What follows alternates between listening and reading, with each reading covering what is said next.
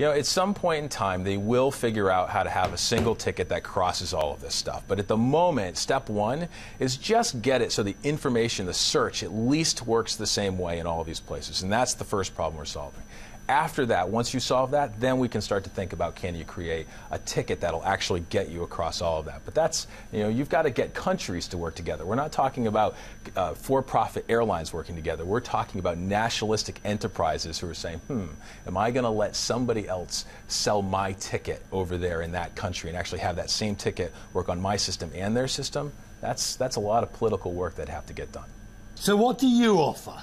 We pull all of these systems together into a single data set, a single platform, so that any seller in the world, whether that's Expedia or eBookers or any other consumer site, can go to one place, access the data, and actually be able to sell that, compare it up against the airlines in their search, be able to buy hotel and rail packages together. All right. But so you're saying that in the future, I'll be able to go onto the computer to whichever booking platform I like, whether it's Expedia or whatever else it might be. eBookers. And I'll be able to go on, find the rail, say the rail from Madrid to Barcelona, or Frankfurt to Paris, or whatever, and book it that way. Correct.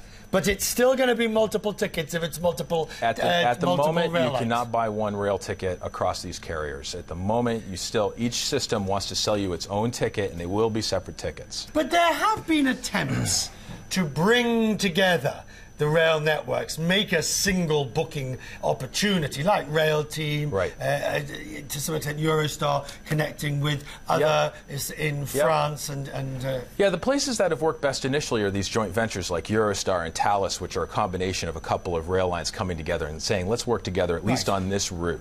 But what they've never been successful at doing is actually pulling all of the data, all of the information from the various systems into the same place. They've never figured that out. How do you know there's a demand for this sort of stuff? Since the sort of distances you're talking about, people will often be flying anyway.